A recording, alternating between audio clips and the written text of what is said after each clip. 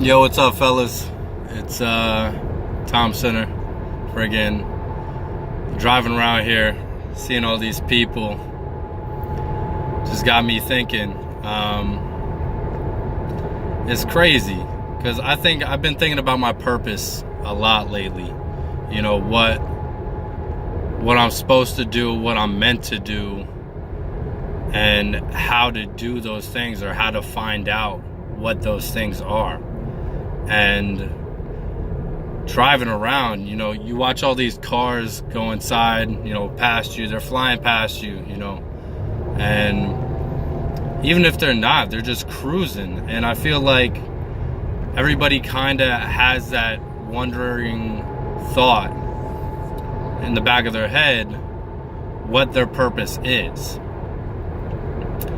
But I feel like we create so much in our lives and make ourselves so busy that we forget to actually take it into account, to actually seek out what we love doing.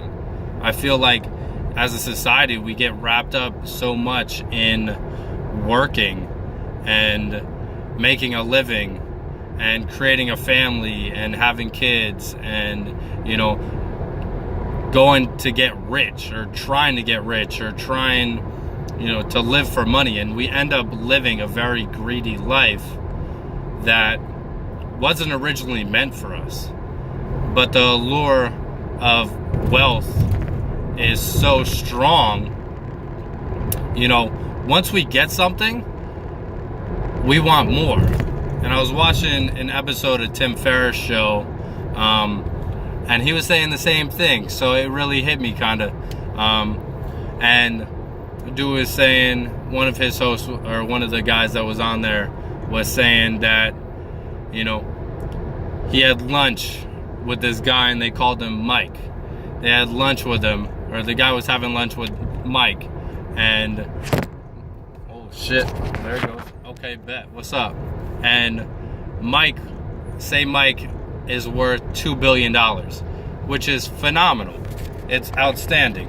If you can be worth $2 million, if you have created yourself, to the point that is your net worth, that's outstanding. That's incredible, And he said he was having lunch with this guy, Mike, and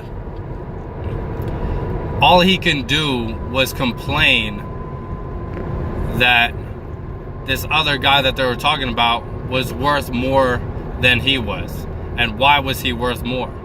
Like, that's crazy to me. Like, the fact that you have made it past the 1% in the world, definitely in the US, but in the world, like, come on. If that's the pettiness you're worried about, that this guy is, astronomically more wealthy than you are, you're fighting the wrong battle. If you have to fight for your ego, ego is really the killer right now. Everybody want to be better than everybody else, like it's a competition. But it's not.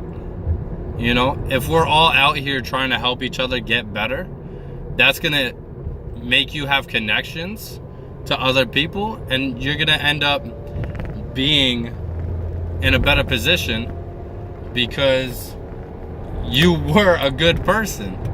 And it might sound stupid because most people probably won't believe this shit, but it's true. I'm working on it right now. I just try to be nice to everybody. I'm coming out of a depression. This dude trying to cut me off. It's crazy.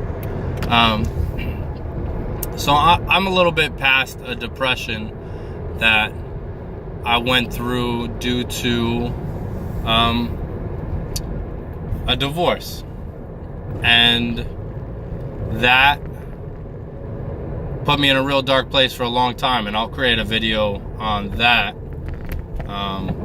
in the next couple weeks. But back to what I was saying, we just need to be more collaborative.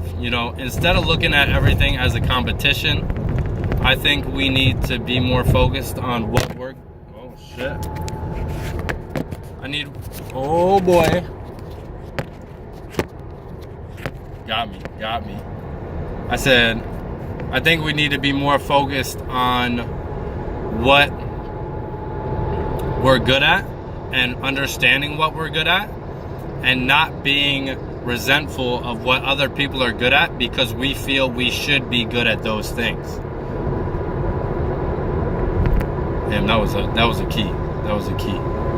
I mean, I think even for myself, I mean, that's one of those things that I think we all kind of have trouble with. We want to be good at these things that society tells us is what is good, or what should be good, or what's going to make us the happiest or the most wealthy, and we go after those. Like, how many people go to school for accounting? Like, shit, I went to school for business. Last semester I went to school for business. I'm like, cool, this is what I like. I do want to build businesses, but how much is that really helping me, and how much of that influence is based off of a desire for wealth, which is not my sole purpose, So I imagine there's a lot of people that go to school for accounting just to reap the rewards of wealth, which is a byproduct of having that degree and stuff. So my point is, people will go to school for things that are not meant for them, are not part of their purpose, just so they can make wealth and be happy with how much they're making. But in the end, money isn't happiness. Up to a certain point, you need money. You need money for things. You need money as a backup in case, something breaks, your car breaks, something goes wrong, somebody's hurt, you go to the hospital. I understand. Having that cushion will create a comfort, and you'll be more comfortable and happy due to that cushion. So I understand that completely. But you don't need to be rich to have that cushion. And you don't... This is tough because I'm trying to think through the audience, because some people need material things to be happy. Some people are materialistic. It's true. And some people love that, and they want that, and, that's great for them, So for those people, having money might be more important than not having money. Whereas people like myself, I'm more worried about... My happiness is more reliant on how many people I can help and influence, rather than how much money is in my bank account. And I feel like no matter what your situation is, no matter who you are, you need to figure out what makes you happy within yourself. And if you need that money to be happy, to get those things that you want, that's cool, that's okay. There's nothing wrong with that. I just suggest that you do it the right way. Don't screw over people, just don't be that guy. Don't be an asshole about it, And if you have things that other people don't have, like, showing off is never a good trait. You're not gonna make friends that way. You're only gonna make enemies, and that's no good. Because at the end of the day, being collaborative with people and having friends and exchanging ideas and, you know, just being that kind of person is what's gonna bring, well, that's what brings me happiness. So I don't know what's gonna bring you happiness, but I would hope that as we're all connected in a social standing and as a unit of society,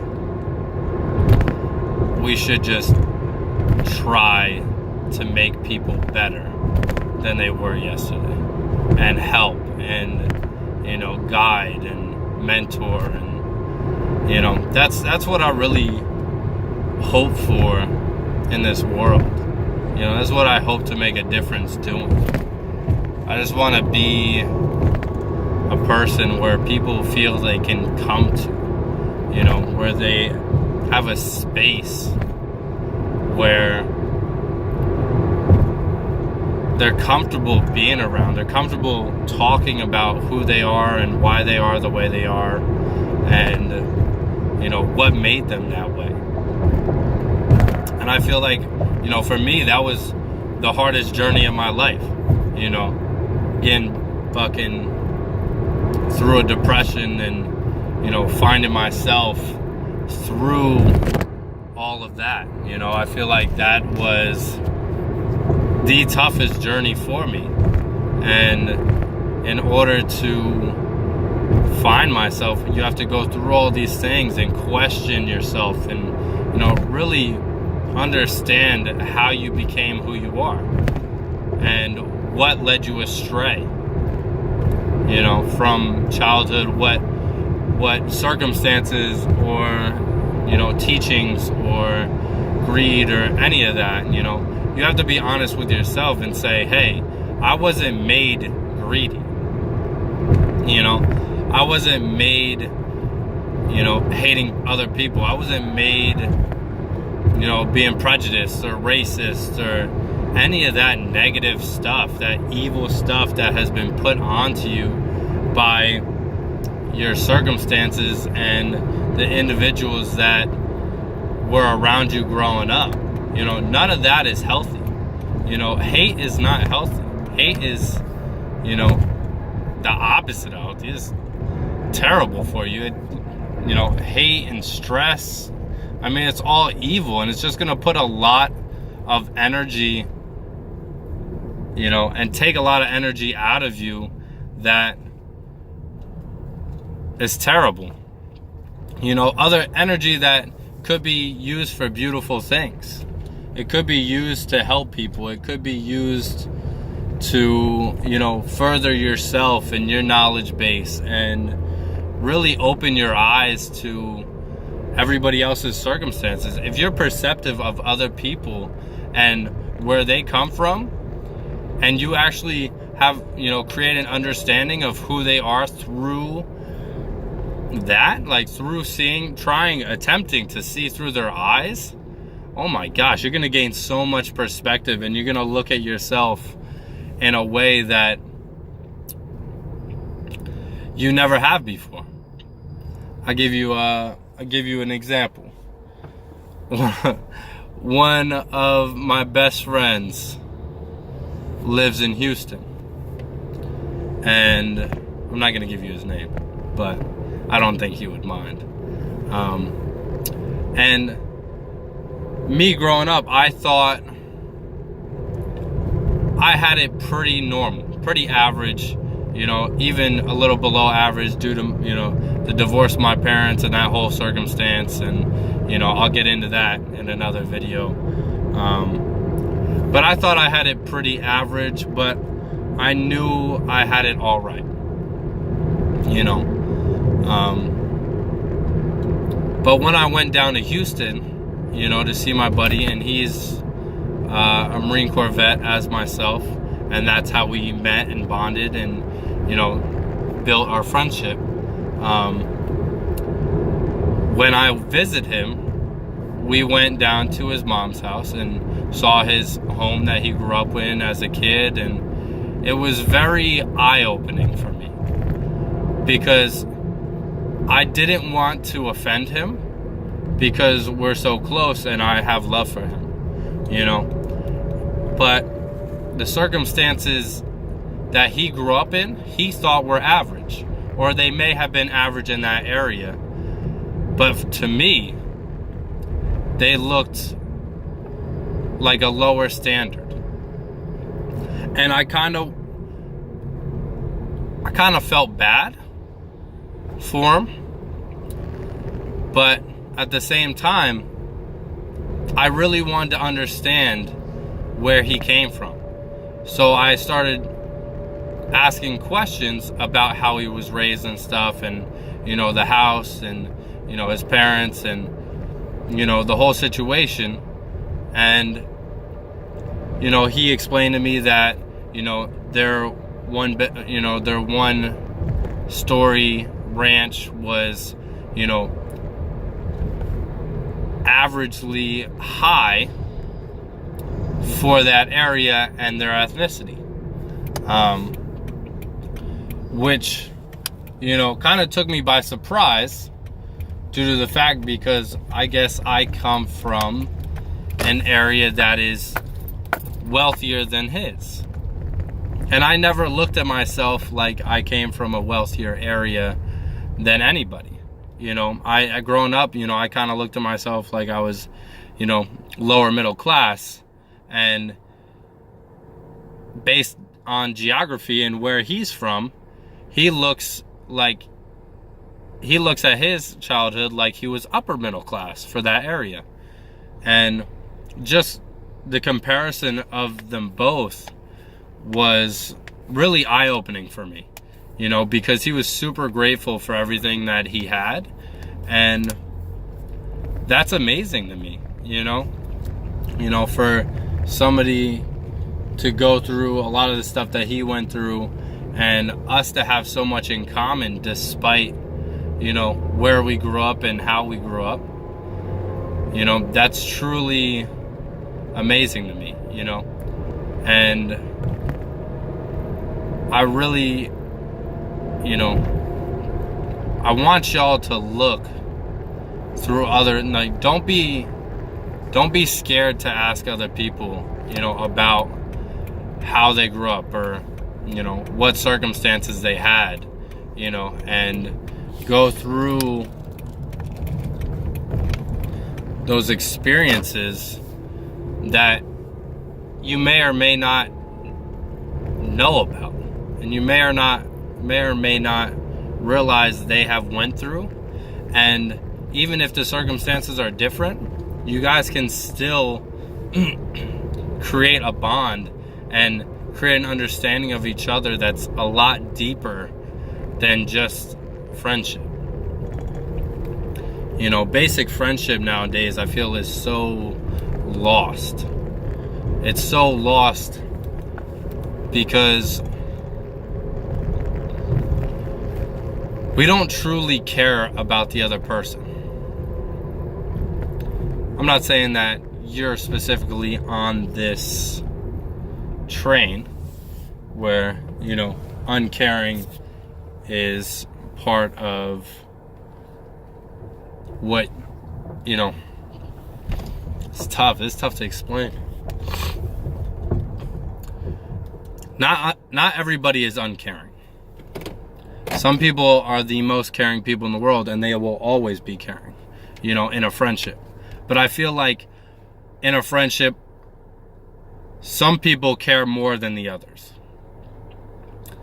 And for the people that care less, I'm not sure if it's because they just naturally are more nonchalant, or that they're dealing so much with their own self that they can't imagine adding somebody else's stuff to their lives. And that just goes back to my point of having to find yourself, having to look at yourself and say, why am I like this? Why have I become what I have? And why don't I like myself? And what traits of my character that I have put on myself don't I like and are negative? And what are the things that I can work on? And by asking those questions, I feel like it becomes a deep understanding of yourself, and it's very powerful. It might be the most powerful thing I've ever done in my life, and I believe it is.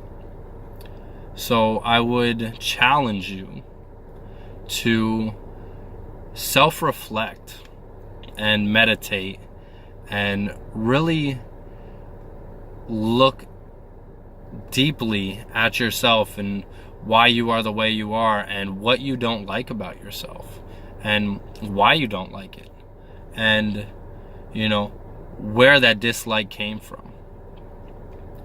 And even if you do like yourself, I feel like this is a very powerful thing that can help. I think that even if you do feel like you're happy and you love yourself, self-love, it just creates this aura within yourself, and it's fantastic. It's great.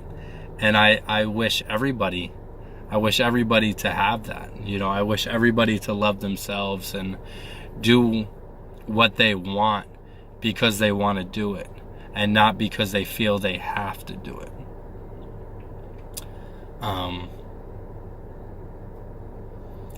Yeah. And that all comes back, finding yourself, I'll bring it back to, I'm way past where I thought I would be in this conversation. I hope y'all self-reflect and find yourself and meditate and really look upon yourself and kind of see what you like and dislike and why, and really find within yourself what causes that, as I said. But in order to do that, you have to strip away your ego. You have to strip away, the parts of you that you have added to, quote unquote, compensate for what you feel you're lacking. Like myself, for a long time, through my marriage, I didn't love myself. I didn't love who I was. And to hide that, how do you say this? I created an image of myself that was not me. I was super controlling. I was very controlling. I was very not true to myself. I didn't know who I was. And I'm not sure I knew I didn't know who I was. So I became another person. I became somebody that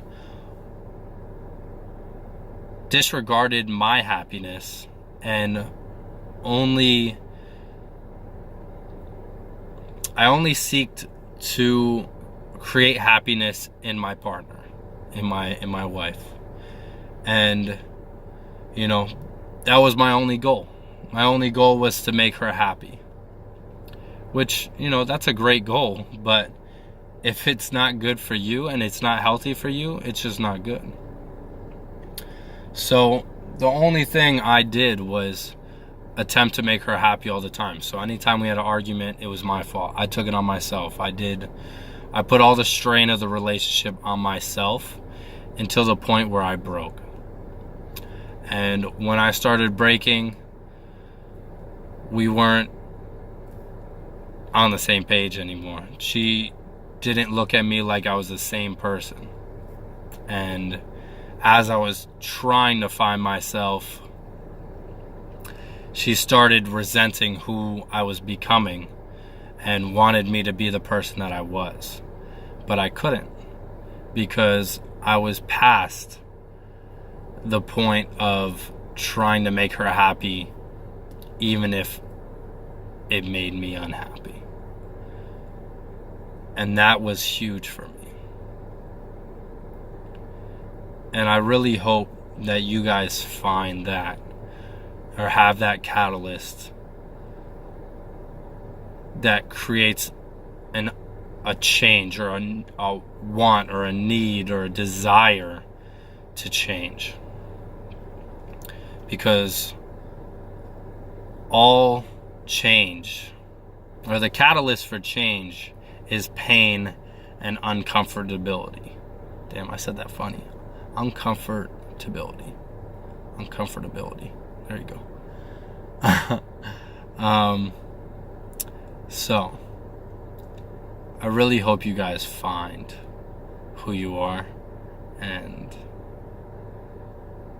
I'll see you on the other side. And I'm gonna keep doing these videos to inspire you guys to find your true self, and really kind of try to help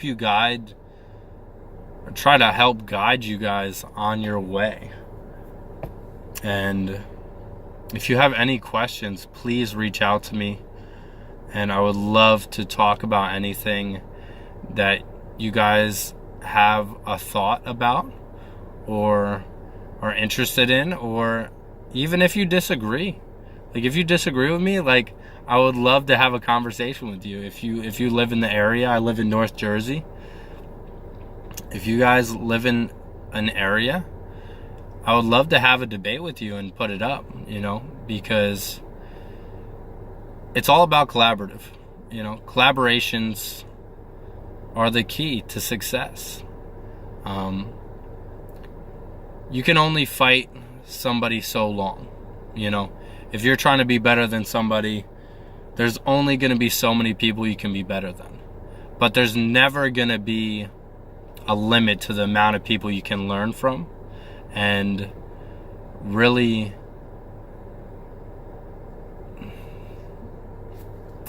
experience who they are and the lessons you can learn from them, And I feel like that's the most beautiful thing. So I'm going to leave you guys with that, Collaborations over competition. I'm all about it. Appreciate y'all. Love y'all. Peace.